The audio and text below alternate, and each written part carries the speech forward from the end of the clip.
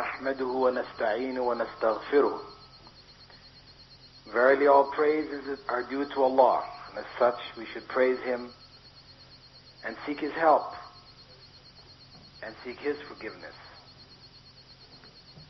For no one can help us if Allah has decided not to help us, and no one can forgive us except Allah.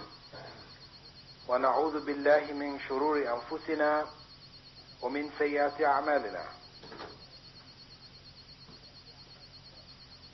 And we should seek refuge in Allah from the evil which is within our souls and the evil which results from our deeds. فَمَنْ يَهْدِهِ اللَّهُ فَلَا مُضِلَّ لَهُ. For whomsoever Allah has guided, none can misguide. وَمَنْ يُضْلِلْ فَلَا هَادِيَ لَهُ. And whoever Allah has allowed to go astray, none can guide. وأشهد أن لا إله إلا الله وحده لا شريك له وأشهد أن محمدا عبده ورسوله. And I bear witness that there is no God worthy of worship but Allah, who is alone without partner. And I bear witness that Muhammad sallallahu alayhi wasallam was his slave and messenger. فإن أصدق الحديث كتاب الله. Truly, the most truthful form of speech is the book of Allah. وإن خير الهدي هدي محمد صلى الله عليه وسلم. And truly, the best form of guidance is the guidance which was brought by Muhammad صلى الله عليه وسلم. وشر الأمور محدثاتها. And the worst of all affairs are the innovations. وَكُلُّ مُحْدَثَةٍ بِدْعَةٍ. And every innovation in religion is a cursed innovation. وَكُلُّ بِدْعَةٍ ضَلَالَةٍ. And every cursed innovation is a source of misguidance. The Muslim community and its development depends on a number of external and internal factors. Perhaps the most important is that of the principle of hijrah. The principle which was established by Prophet Muhammad sallallahu alaihi wasallam and his companions from the very beginning of his message. The hijrah took Muslims out of Mecca, out of Arabia, to Ethiopia. Those who were not able to survive and to handle the stress and the strain of living in Mecca under the rule of the pagans. And later it developed into a hijrah to Medina, an internal hijrah within Arabia itself. The hijrah to Ethiopia provided some security for Muslims at a time of extreme difficulty, but it wasn't the foundation from which Islam was established in the peninsula and ultimately in the world at large.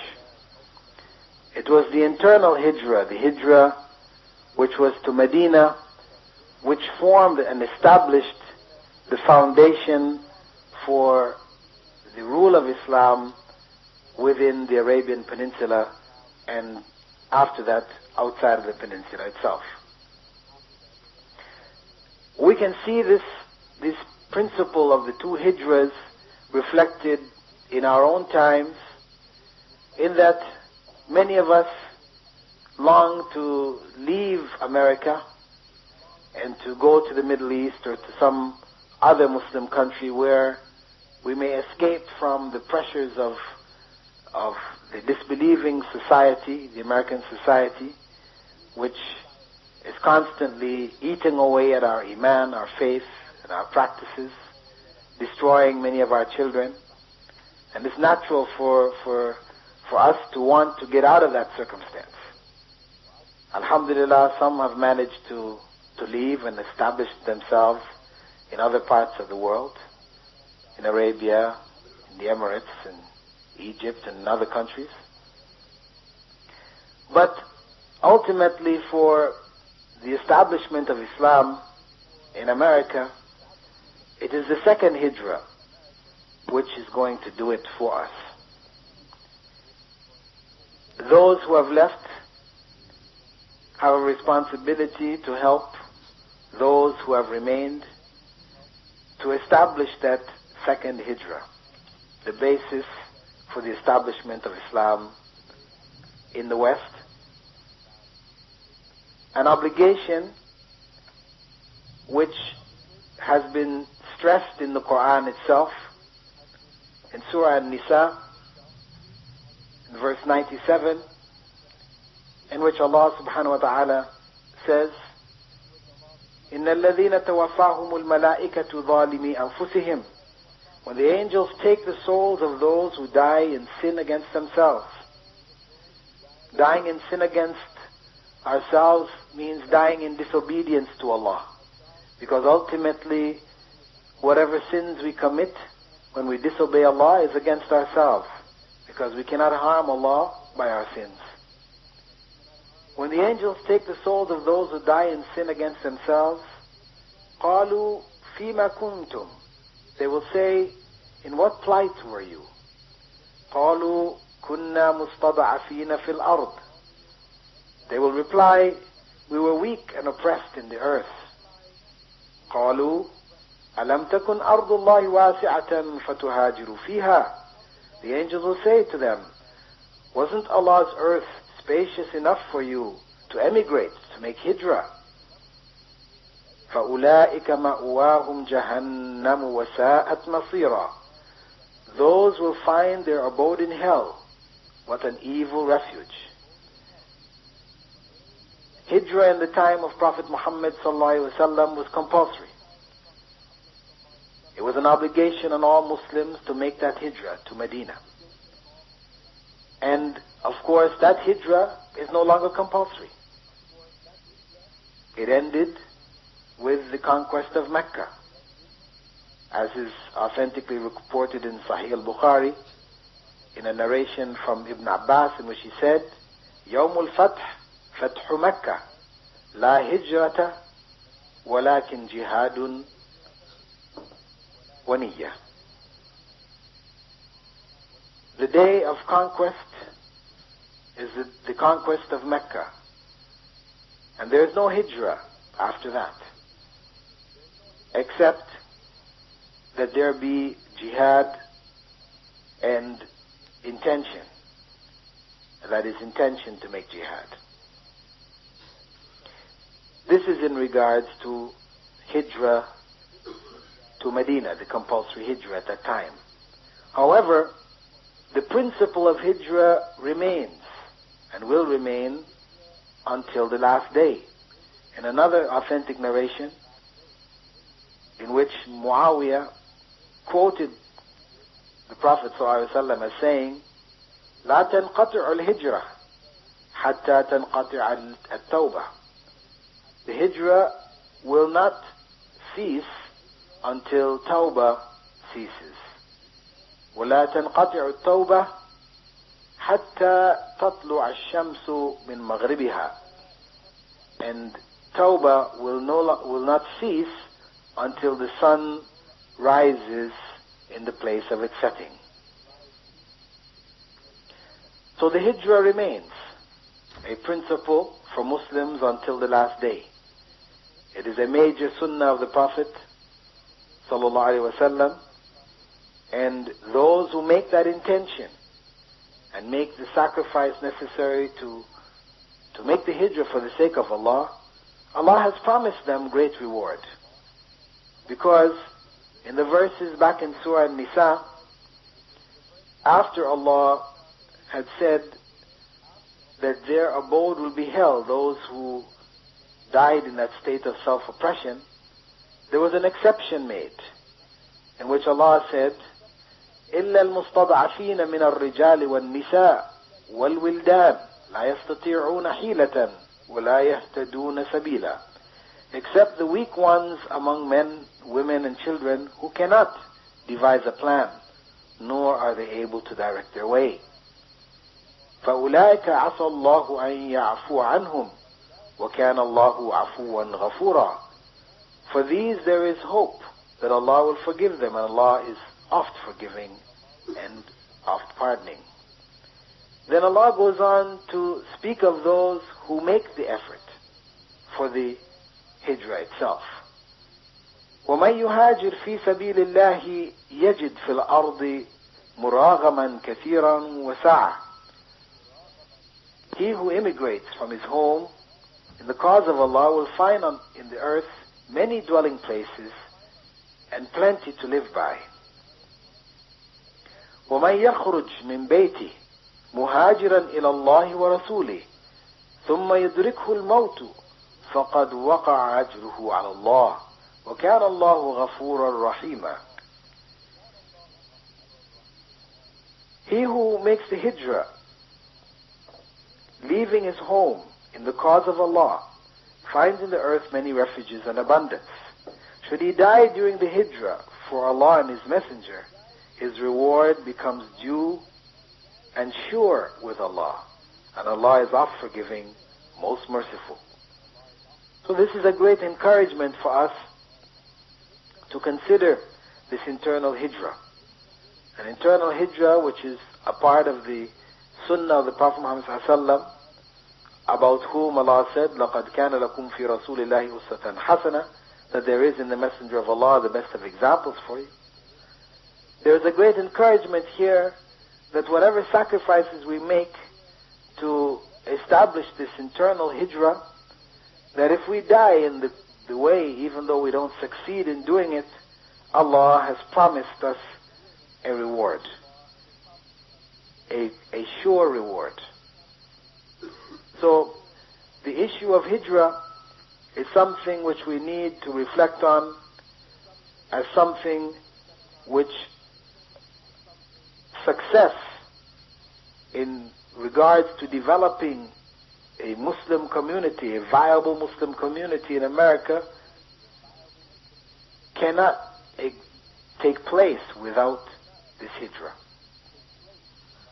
The reality of us living presently in communities where we are scattered from one end to the other, this is the result of cultural Islam which we have inherited from those who conveyed Islam to us. For the most part, those people who made hijrah to this country made hijrah to this country for the dunya. In the process, they also brought with them Islam. And alhamdulillah, Islam has spread from them to members, indigenous peoples of America. But it was their sunnah. Those who came here on hijrah for the sake of the dunya, to try to achieve for themselves as comfortable and as pleasurable a life as possible.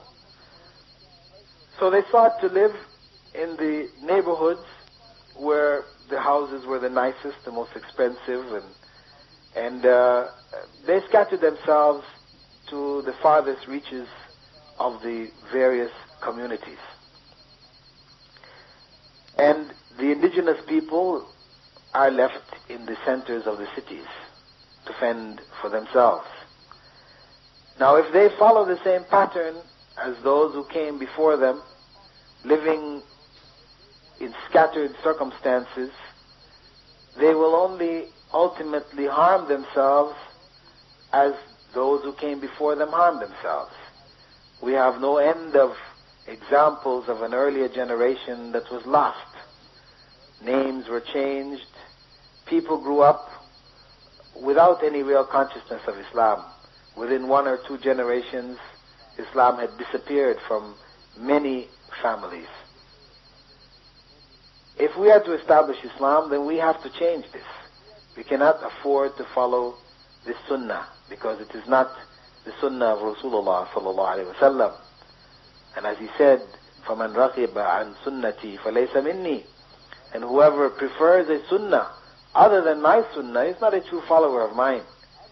So we have to consider seriously the sunnah of Rasulullah sallallahu alaihi wasallam with regards to the hijrah.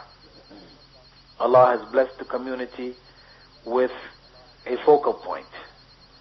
When intentions were made to establish the community for the sake of Allah, Allah opened doors for the community, as He promised, in tansurullah yansurkum. When Allah made that promise, if you help Allah, He will help you. Helping Allah is not literally helping Allah, because of course Allah is not in need of our help. But in helping the religion of Allah, in helping Muslims, helping to establish Islam, then Allah will help us. He will open doors for us from directions which we would least expect. So, it is a duty for us now that an opportunity has presented itself to focus in the new community center and to give up our comfortable homes wherever we may be and move into the vicinity of the community center and the masjid. This is the sunnah. This is the way. The Masjid al-Nabawi, the masjid of the Prophet ﷺ, was in the middle of the community. It wasn't stuck off someplace in the outskirts of the community and people were scattered elsewhere. No, it was in the heart of the community. The Prophet ﷺ's door opened and he walked straight into the masjid. The door of Abu Bakr and that of Omar and Ali and the other companions opened, radiallahu anhum, directly into the masjid. They lived right in that vicinity, and this is essential for us to create an environment around the masjid which is an Islamic environment, which will encourage us to establish that masjid not only from the point of view of having, purchased a building and a structure and refurbished it, but in bringing it to life by establishing our prayers there. So we have this commitment. We have this responsibility to make the hijrah. However, we should understand that this hijrah begins within ourselves, because it has been authentically reported by Abu Dawood, a hadith narrated by Abdullah ibn Amr, in which he quoted Prophet Muhammad ﷺ as saying, "Al-Muslim man salim al-Muslimuna min lisanihi wa yadi." Very famous hadith. The Muslim is one from whom other Muslims are safe from his tongue and his hand. Usually this is where we hear the end of the hadith. However, there is something which comes after it. وَالْمُهَاجِرُ مَنْ هَجَرَ مَا نَهَى اللَّهُ عَنْهُ. And the true muhajir, the true immigrant, the one who has migrated truly for Allah, is one who migrates from what Allah has prohibited. So the hijrah is an external hijrah on one hand, but it's an internal hijrah on the other hand, which is something which we all are constantly required to face. All of the principles of Islam invite us to that realization. This is taqwa, about which Prophet Muhammad ﷺ, had said that it is what distinguishes between those who are superior and those who are inferior in faith. And he pointed to his heart, saying, "At-taqwa ha-huna," that this is the place of taqwa. And it is the basis of understanding the deen and applying it in our lives. Allah describes the Qur'an, ذَلِكَ الْكِتَابُ لَا رَيْبَ فِيهِ هُدًى لِلْمُتَّقِينَ. This is the book in which there is no doubt. It is guidance for those who have taqwa, those who have a consciousness of Allah, a consciousness which leads them to abandon the things which Allah has prohibited. So it is very important for us, as we strive towards establishing this community, to realize that we have to strive within ourselves also. Sometimes we get very much caught up in the effort to establish the external aspects of our deen, the community, the masjid, and we neglect ourselves, when in fact the development of the individual is first and foremost. The masjid and the establishment of the masjid is only a means for developing the individual. The goal is not the masjid. The goal is developing the individual. This is why Prophet Muhammad ﷺ had said, إِنَّمَا بُعِثْتُ لِأُتَمِّمَ مَكَارِمَ الْأَخْلَاقِ, that I was only sent to perfect for you the highest of character traits. Now, Islam is about developing a good moral character. All of the principles of Islam invite us towards this. And this is how we should approach our religion, our way of life, Islam. It is one which is supposed to change us and to make us better people. We have to make sacrifices, but the sacrifices should be for the sake of Allah, knowing that whatever sacrifice we make, this will enable us to grow. As Allah said, with regards to the particular individual sacrifices that we may make with regards to our own, our own wealth, which we tend to want to hold on to and not give up in any way, shape, or form. But Allah has told us in the Qur'an, in Surah Al Imran, لَن تَنَالُوا الْبِرَّ حَتَّى تُنْفِقُوا مِمَّا تُحِبُّونَ وَمَا تُنْفِقُوا مِنْ شَيْءٍ فَإِنَّ اللَّهَ بِهِ عَلِيمٌ. By no means will you attain piety and righteousness until you spend in the cause of Allah from that which you love. And whatever good you spend, Allah knows it well. This is the bottom line, that unless we are prepared to sacrifice of the things that we love, it is easy for us to make minor sacrifices of things that were surplus, that we really didn't need anyway. But to make that sacrifice of the things that we love, that we've grown accustomed to, a very comfortable home, as opposed to moving into apartment buildings where the space is a lot less, and we don't have the kind of environment or the community area with trees or whatever. We're now stuck inside of an apartment building. But if that apartment building is next to the masjid, then that is much better than a big 3-story house with garden and trees on the other end of the city. That's the bottom line.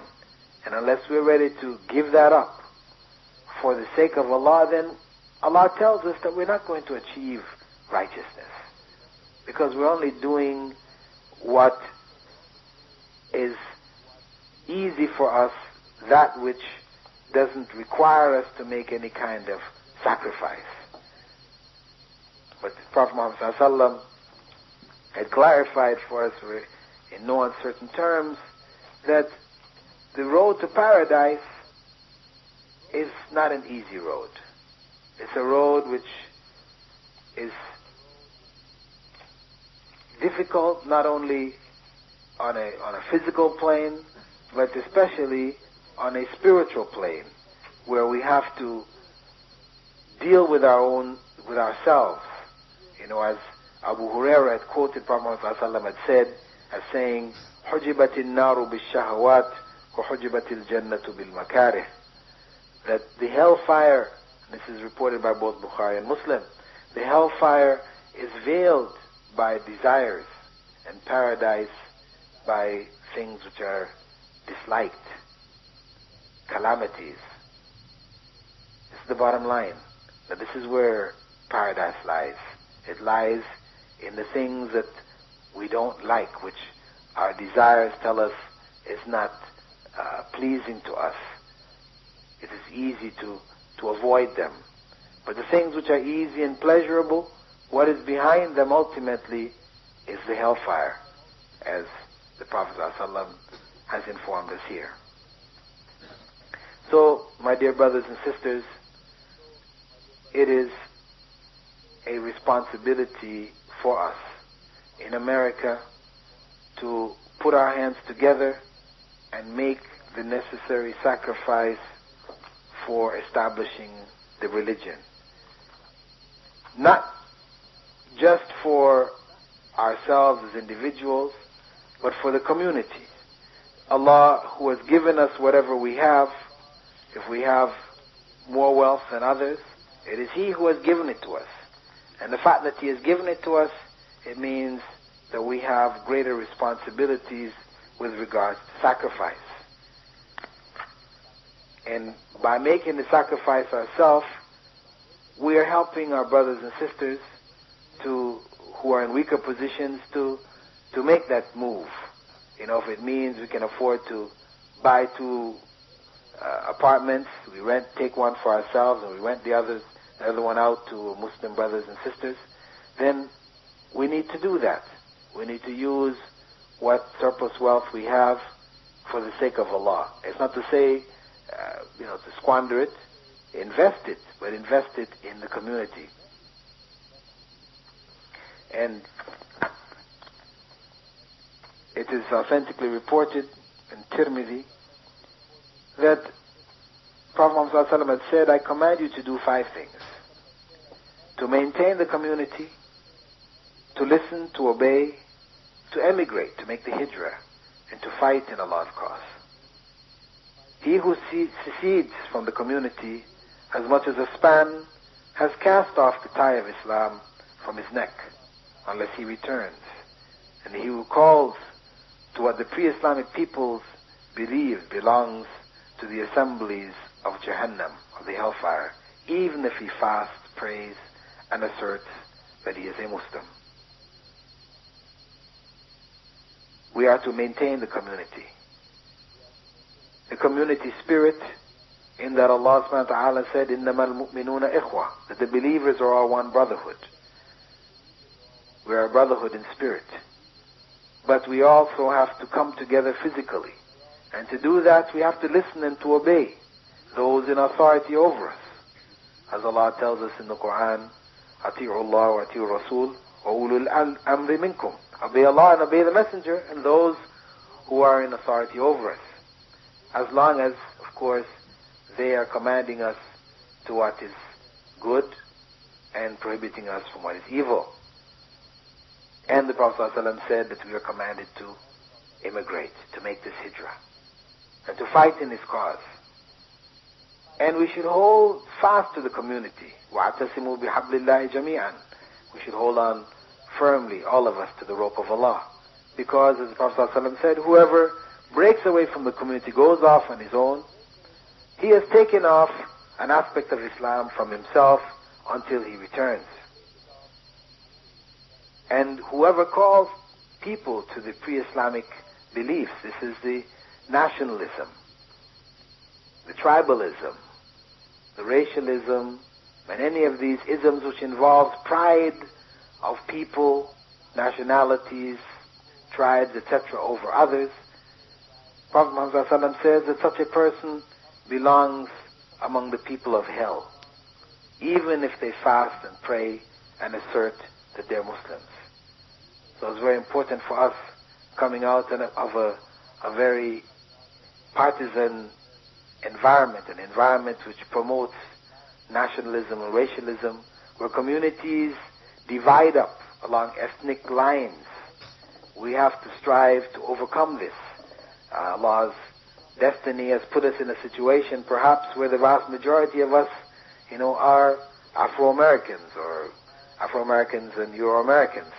And the immigrants who have come to the area are living on the outskirts, far away. But if it so happens that this is the situation we're in presently, we shouldn't accept that as being, a basis of dividing ourselves. We should invite those people from the other communities who have emigrated to America, invite them to be a part of the process. We should not isolate our communities, but invite the rest of the communities to share in the bounties which Allah has given us. We cannot build Islamic communities which are of one racial or so-called racial background, one ethnical background. Islam is universal. This is the Hajj. This is the lessons of the Hajj. It is universal. It's the lessons of Salah. People line up together. People come together for the sake of Allah. And we have to break these feelings and these attitudes which develop amongst us and are fed by the satanic forces under a number of different excuses. People will find no end of excuses to justify, racialist type attitudes. But let us know in the end that it is evil. It is from Satan. It is the product of the satanic pride which led Satan to disobey Allah. Even though he knew who Allah was, he disobeyed him, saying, "Ana khayrun minhu, khalaqtani min narin wa khalaqtahu min teen." That I'm better than him, better than Adam, because you made me from fire and made him from clay. Because of that sense of pride and superiority, he has been cursed eternally. Because of the pride of Abu Talib, when Prophet Muhammad ﷺ invited him to accept Islam on his deathbed, and he knew that Prophet Muhammad ﷺ was the Prophet of Allah, he had raised him, he knew him to be truthful, but his pride in his family, when his brothers were around him, asking him if he's going to shame the family, if he's going to give up the belief of the forefathers, shame the tribe and the clan, and he chose to stay with the clan. His pride caused him to give up paradise for hell. So it's very important for us, dear brothers and sisters, to reflect on the lessons of the Seerah, which invite us to this universalist view, Islamic view, wherein we can build communities, Islamic communities, which will truly reflect the varied backgrounds, cultural backgrounds which Muslim peoples represent, and which are represented in America. We should go out of our way to try to include these people, or people who are from different backgrounds, in our effort to make it a truly universal effort, an effort which is pleasing to Allah and which will have the hand of Allah on it. So, dear brothers and sisters, in closing, turning it over to you, if you have any questions in which you would like to, clarify some points about which I've spoken. It is very essential for us, as I said, to reflect on the issues of sacrifice, which means monetary sacrifice. It means spiritual and physical sacrifice. But first and foremost, in this kind of situation, for the establishment of the masjid, it means we have to come up with the necessary funds to do what we have to do. And we shouldn't depend on those outside of the country saying, well, they have so much money and this money is Allah's money and they should spend it for us, whatever. We can't expect them to. If this was an ideal world, yes, they would. If they were practicing Muslims and had established Islam in their own countries, yes, they would.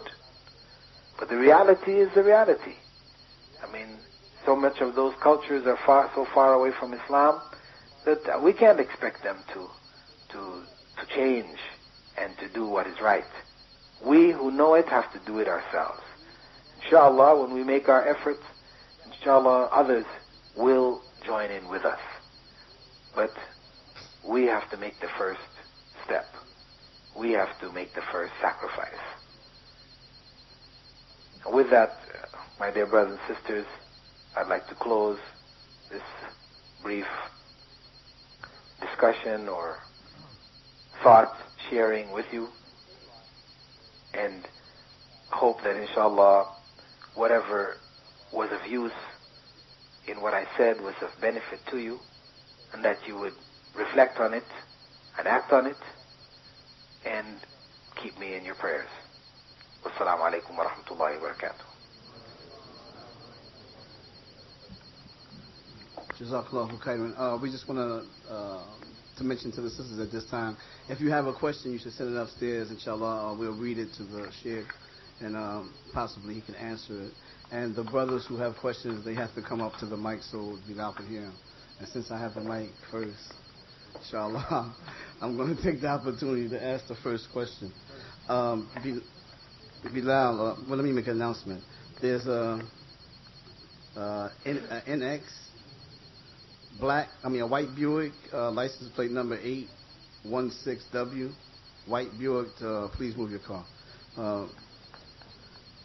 Excuse me, Sheikh. The question is, you mentioned more than once about the caution of us leaving the community or abandoning the community. Could you define or give us an example of what is leaving the Islamic community or leaving the community? Leaving the community means really isolating oneself. Having been within a community, one found some difficulties. They disagreed with the imam or somebody in the administration or some members of the community. So they go off on their own, and they decide they don't want to have anything to do with the community anymore. Meaning the community or any Muslim community. Because of course, if a person leaves a community area and goes to another Muslim community area and functions, Islamically within that community, they're still within the community. Because when we say the community, we don't mean that any given gathering of Muslims in North America represents the community. The totality of Muslims in North America represents the community of Muslims of North America. Wherever they're congregated and are involved in an effort to try to establish Islam, we should try to be a part of that.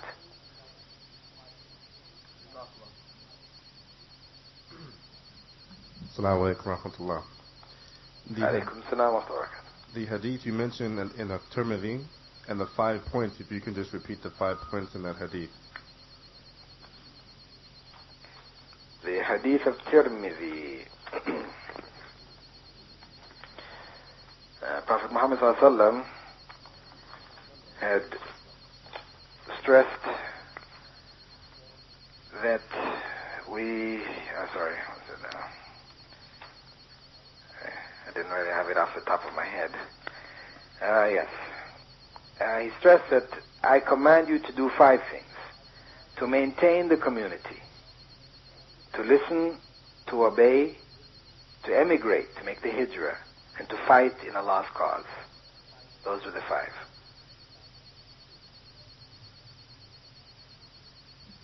Jazakallahu khairan. Jazana wa yakum.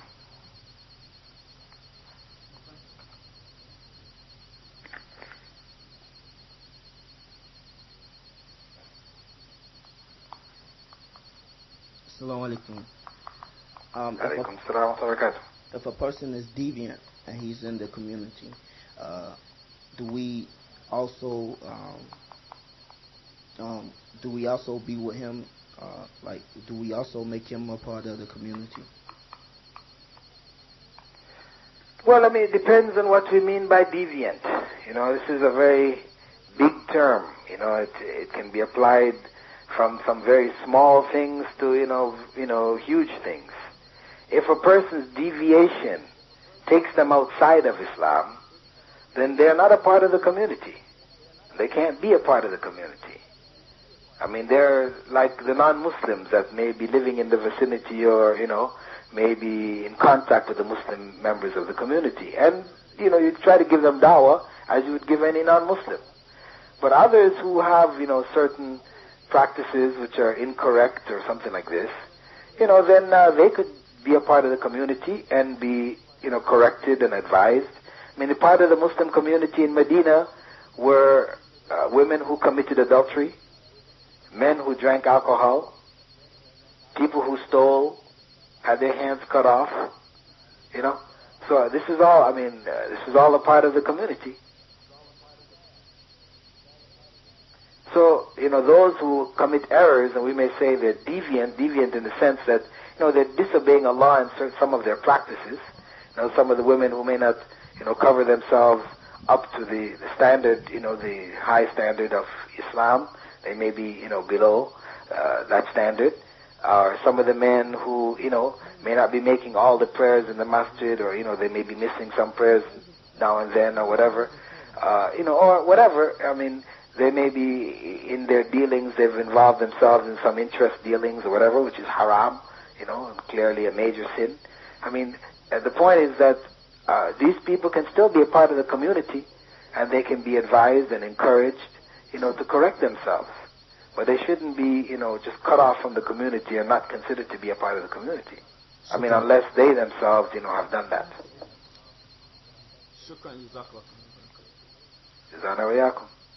Okay, could you elaborate on this internal hijra that you was referring to? I didn't clearly understand what you meant. Well, as I said, there are two types of hijra which took place in the time of the Prophet Muhammad ﷺ. There was an external hijra, which meant leaving the area of Muslims to another area altogether, where the Muslim community was, leaving it and leaving the land altogether. As the first hijra, which went to Ethiopia, right? That is an external hijra, where they went externally out of the country. Then there was the internal hijra, where they made the hijra to Medina. So that would be comparable to people leaving different parts of America and focusing in some city, like for example in New Jersey or in Philadelphia or some other community. That would be like an internal hijra. Whereas an external hijra would be, going to some other land, going to the south, going to Guyana or going to Trinidad, or, going to across the waters to Egypt or some other country. I mean, this is external, internal. But then there's also external, internal on a personal level. There's, the external hijra where you physically take up your body and go wherever you're going. And then there's the internal hijra about which the Prophet ﷺ spoke, in which he said that the real hijra is that internal hijra within the person, where they emigrate from what Allah has prohibited. They've abandoned or given up and left what Allah has prohibited. Shukran. Afwan. Bilal, it's a question from the sisters. It's a little bit hard to understand, but I'm going to try to... the sister is saying she works almost 12 hours a day in hijab. And she says that ablution is nearly impossible for her. And 5 prayers in a day. She says she's just returning back to Islam. And she's trying to practice it. Can she start with the Fajr prayer, pray the noon prayer, and then at night finish? Or must she pray 5 or what? Well, the 5 times daily prayer, is an obligation on every Muslim. Of course, one does what one can. I mean, the rest is, between them and Allah. But, I can't say you have my permission to, just pray the first 2. I mean, you have to do what you have to do. But ultimately, they're all 5 compulsory. What I would say is that, what is possible, where there's great difficulty, is that you can pray Fajr by itself and then pray Zuhur and Asr together. You can combine them. And then you can pray Maghrib and Isha together. Because this is something Prophet Muhammad ﷺ did, and he did it in Medina, and he did it without any cause, to let it be known, as the companions explained, that, to remove from difficulty from the Ummah, where they found themselves in some circumstance of difficulty, then this was an option for them. So you're still maintaining your 5 times daily prayer, but you're only praying at 3 points in the day. So I would say that would be, a preferable choice to make over just taking 2 prayers and praying those and just praying 1 at night, and skipping 2 other prayers. The brother wants to know how the youth could be involved in, how could the men involve the youth in making the hijrah? Internal, I guess. In making the internal hijrah.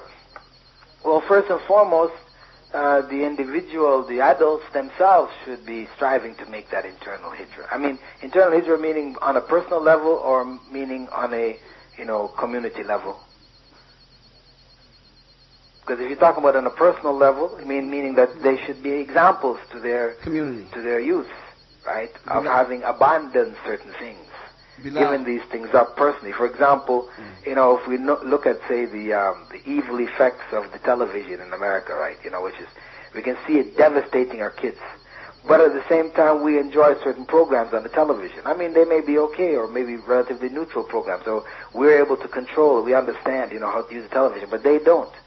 So, it may be better for us to give up the television altogether, remove it from the home, to try to create another environment in the home for the children, because they're not able to distinguish between, well, why is, my parents allowed to watch for the sake of the family and the community, the young people, who are not at the level of understanding to be able to make, the right kind of choices.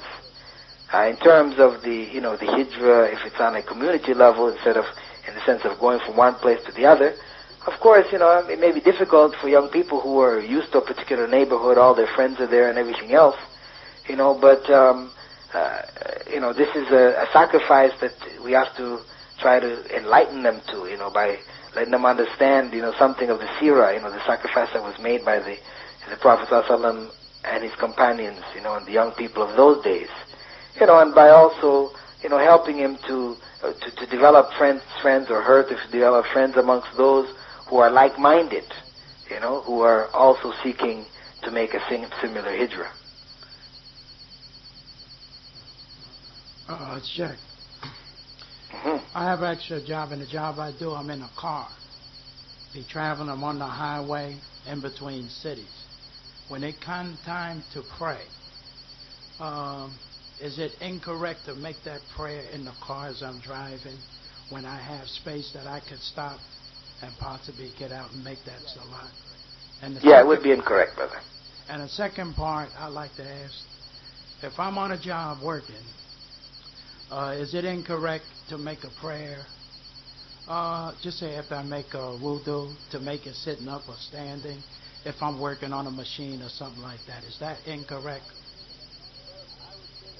Well, I would say that as long as you're able to go through the full motions of the prayer, then it's better to do so, rather than doing it sitting, because Prophet ﷺ had said that the prayer sitting is worth half of the prayer standing.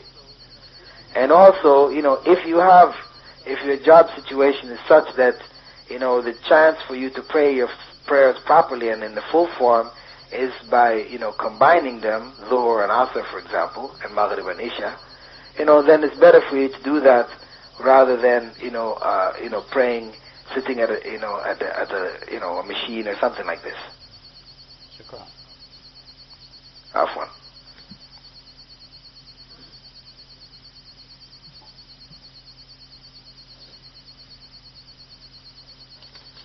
Assalamu alaikum wa rahmatullah. Alaikum salam wa rahmatullahi wa barakatuh. My question is, moving to this area of East Orange, New Jersey, more of a better hijrah than staying far away where you cannot hear the adhan, like in a small community that maybe one or two families that live in here. Is it better to live here, knowing what's going on, instead of living way far away? Which is better for you?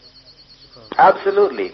Making the hijrah, coming to the center of the community where the masjid is better than living, on the outskirts, away, just maybe one or two families, whatever. Of course, absolutely. It's better not only for the individual and his family, enabling himself and them to establish prayers in the masjid. It's also better, on a spiritual level. That the constant contact with other Muslim brothers and sisters, helps to build the faith. The examples of the children who are going to the masjid, for our children, is something which is invaluable. We can't really put any price on it. It's something that we all should strive to try to develop, because it is essential for us as individuals as well as our families. Assalamu alaikum. Alaykum salam wa rahmatullahi wa barakatuh. Can you tell me about the issue about reading the Qur'an loudly in the masjid, or at a tone where the believers can hear the Qur'an while someone is either offering the salat, reading the masjid, or they're not teaching it? Well, there's a general recommendation in terms of when reading the Qur'an, not to read it too loud or too quietly, but to find a middle point. I mean, this is general for recitation in our prayers, etc., that we don't pray, silently without any kind of, verbal aspects to our recitation. But in the masjid, where there are people praying, etc., we should try to, the voices should be down to such a degree as not to disturb those who are praying. I mean, there may be a general hum in the masjid if everybody is reciting, but reciting lightly. I mean, there will be a general hum throughout the masjid, but it won't be as disturbing as where the person's recitation, the words can clearly be heard and they can go into people's minds whilst they're trying to, concentrate on other aspects of the prayer. So, my advice would be that the voice would be sufficiently low that the recitation is not clearly distinguishable, unless, one is in a teaching situation where one is in a circle and one is teaching, the Qur'an to others. Bilal, I have 3 questions from the sisters, inshallah. They look like they may be a couple of minutes. These are going to be the last questions, inshallah. The first one is, the sisters are saying that there are many sisters who want to make hijrah, and they are not married. What is the dalil on this? I guess they want to know the proof for or against them making hijrah without a mahram.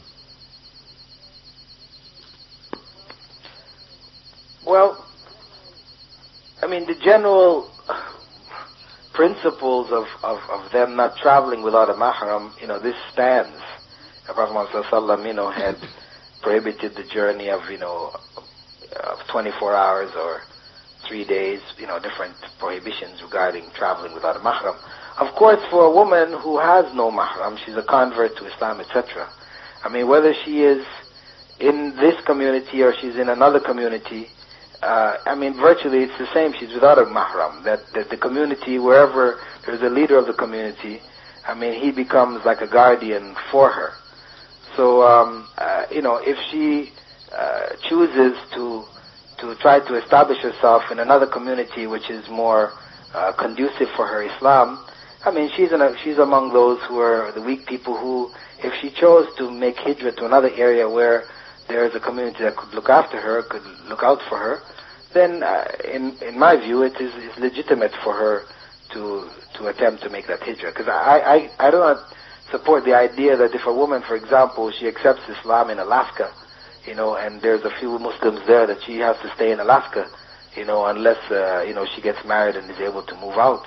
No, in my view, if there is another community somewhere else where she can, because what she's doing, of course, if she's just going on a sightseeing tour, just, flipping from community to community, of course, this is not something advisable, because it's dangerous. It puts her in a position of possible harm.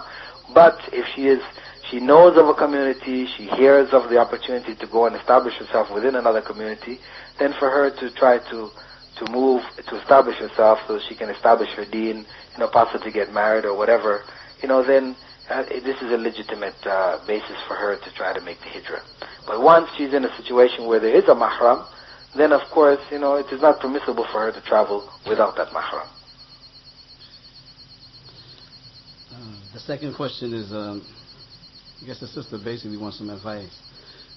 She says she wants to make hijrah, but her son wants to work and have a career here in the States. Should she leave him here to get a secular education to benefit his future and family, or should she wait for him to finish his college education? I say this because I was told that in many Muslim countries, a man should have a career or a skill to make a living. Should my 17-year-old son just leave with me? Well, in the case, where there's opportunity for him to further his education in the country in which you plan to go, then it's better to take him with you. But if there isn't any opportunity, then it's better to wait and allow him to finish his education, because he is your mahram. And, in your case where you do have a mahram, really you have to work out one or the other. You really shouldn't. And she accepts. Is this considered making hijrah fi sabilillah? Can the sister who makes the intentions for hijrah with the intentions of marrying the Muslim brother, is it proper for her to do both of those at the same time? And she says she's saying that she's basing this on the hadith where the Prophet ﷺ says that he who makes hijrah for the pleasure of Allah gets the reward, for that, and he who makes the hijrah for the sake of marriage gets the reward for the intention of the marriage. Inshallah. Mm-hmm. She wants to know which one is she getting. Well, it's possible to combine the two. If her intention was hijrah, she longed for hijrah, and an opportunity comes by way of marriage to make the hijrah, then she gets the reward for that intention of hijrah, as well as, inshallah, the marriage. If the marriage is, of course, according to Islamic principles, then she gets the reward of, having, married somebody for the sake of Allah. The last question, Bilal, is pertaining to the TV. Is there any evidence that playing the TV in the house causes the angels to leave, thereby making it haram?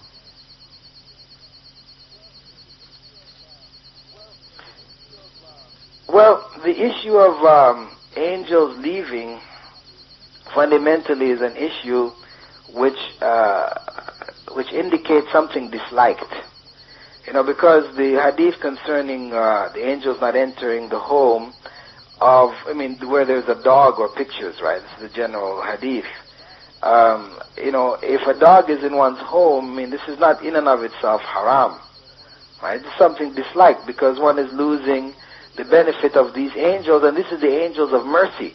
These are not the recording angels, where some people may, you have some deviants may say, if you want to commit sins and you don't want it to be recorded, then just, take a picture in your home or take a dog in your home with you or wherever you're going. That's, a delusion. The angels they're talking about, these are the angels of mercy. The angels who are recording your deeds are with you all the time. Jazakallahu khairan. Nobody is coming forth, and I'm almost afraid to encourage the people to ask questions, inshallah.